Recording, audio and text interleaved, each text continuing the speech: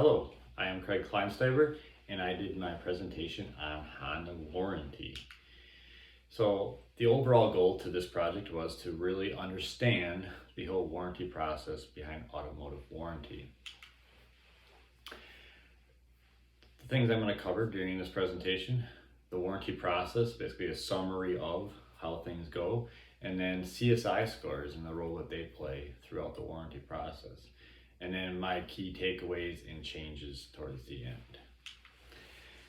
So the first thing would be the customer and dealer relationship. So the customer purchases a vehicle, it's under warranty, they take it into the dealership for some kind of concern with it. They're usually greeted by a service advisor, some kind of service manager, to take down notes of their concern before it's handed off to the technician. So at the dealer, you can break it down into three things: service parts, and then administration of the paperwork. So in the service end of things, the technician will look at the concern or concerns, figure out what it needs, repair it. The parts are properly installed or put back onto that repair order, and then the warranty administrator or whoever is in charge of that will actually finalize the paperwork. So with service, there are labor codes for each service operation that the technician completes on the vehicle. So those have to be properly noted on the ticket. Parts then are billed out according to each service item, and Honda usually allows up to about 67% markup on their parts, and they also make sure that you have to keep those parts for about 30 days on hand before you can discard of them. This is an actual part, so it's a timing chain tensioner off of a Honda. The vehicle was towed into the dealership, had a rattling noise coming from the engine. They diagnosed it to a tensioner that failed, wasn't holding tension. They replaced the tensioner, changed oil and filter, and then the customer's happy, sent them on their way, and it was a warranty repair.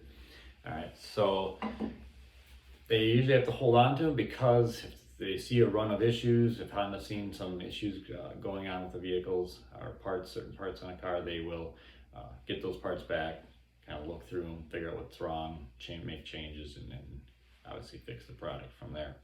Then the administration takes over the paperwork from the service department. Now, the two dealerships I spoke with did this two different ways. The one Honda dealer had their own in-house warranty administrator.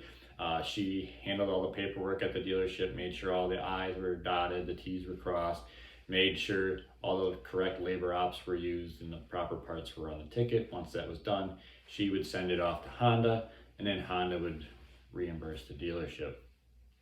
The other dealership used an outside warranty company, and they would finalize the paperwork at their dealership, send it to the warranty company. They would go through it, and then they would submit the claim to Honda themselves. Honda then would reimburse the dealership, and then the dealership would pay a certain percentage to the warranty company based on the cost of that ticket. The dealer manufacturer relationship. So we touched base a little bit on, so they submit the claim to Honda. Honda then reimburses the dealership for the work that was done. Now, Honda does have the right to deny that claim. So if there's the labor ops are missing or screwed up, or parts aren't quite right on the ticket, or something's just not adding up, a lot of times it'll get kicked back to the dealer, usually back to the warranty administrator. Warranty administrator will get in touch with service manager and or technician involved with the ticket, and then things rectified, sent back to the manufacturer for proper reimbursement then. There are special situations where the customer, the dealer, and the manufacturer all have to get together on one issue. Doesn't happen a lot, but it does. So let's just say a special situation where a customer's transmission went out and they're just outside of warranty. Well, they're a loyal customer, good customer, so a lot of times the dealer will get in touch with a warranty rep through Honda, and the Honda rep will be able to say, yes, we'll take care of it, it's a loyal customer, let's keep them happy. They cover the repair, give the car back to the customer, reimburse the dealership. It also might be where Honda says, we'll take care of it, but the customer is going to be responsible for a $100 deductible. So in most cases, the customer's going to be happy with that, especially on a transmission repair, paying $100. Customer's happy, Honda reimburses the dealer, everybody's good. Or Honda says, no, we're not going to cover it. Sometimes the dealer can jump in, they can cover it themselves out of pocket. Sometimes they'll split the cost with the customer. We'll split it 50-50. You're outside of warranty, but we feel for you, so we're gonna, try to make you happy. How about we split it 50-50? So it kind of really depends on the situation, but the dealer will sometimes step in and cover that as well. CSI surveys. So CSI surveys, first part of that is when the customer purchases a vehicle, they will go through the sales process and they will get a survey based on the performance of that sales team, finance department, and all that.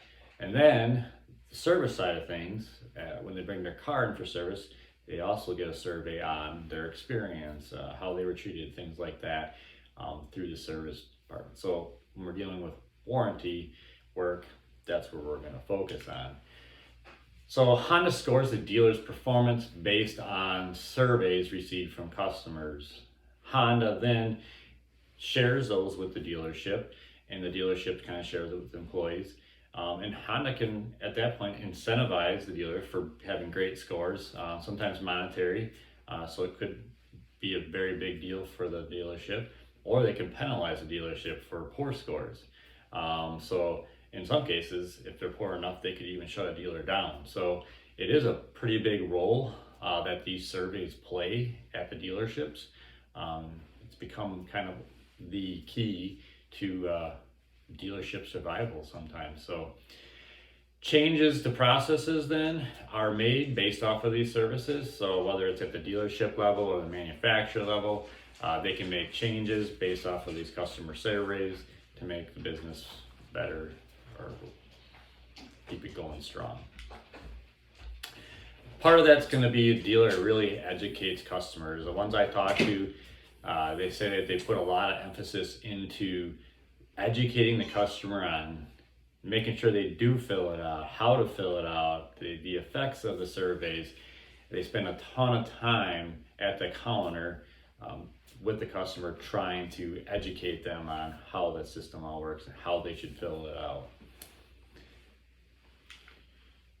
My key takeaways. So warranty offers a peace of mind to customers. That's why it's there.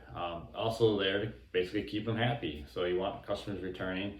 So you're going to warranty any kind of defects that vehicle may have. CSI surveys play a huge role into really a dealership performance, sometimes incentives with money. So I never really realized how big that actually was until I did this, and how big a role that CSI survey really plays, and that it could really shut down a dealership or really hurt them if they're not performing up to par on those surveys. Changes that I would make, I feel like they're focused too much on these CSI surveys. So this was a actual survey, a graph that I had pulled off online.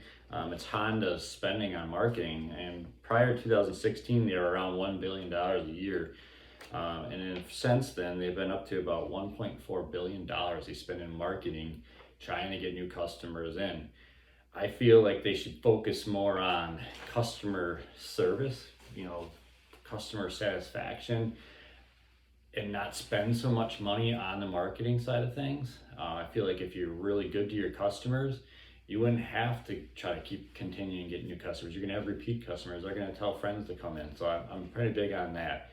Also, I would say as far as the CSI scores, that's great to some extent, but to base a dealer's performance solely off of that, I think is wrong. A dealer just spends so much time focused on the CSI survey, and that the customer service side of things is kind of being lost. So getting back to the old school, good old customer service, honest integrity, talking with the customers properly, I feel key, and you're going to see repeat customers and more customers, and those are the numbers we should be basing our dealers' performances on. So to sum it up, it was a great experience as far as learning the process, the relationships between the customers, the dealerships, and how the manufacturers all work together.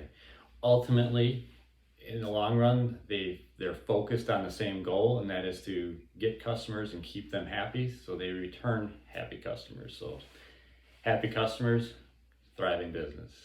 Thank you for watching my presentation.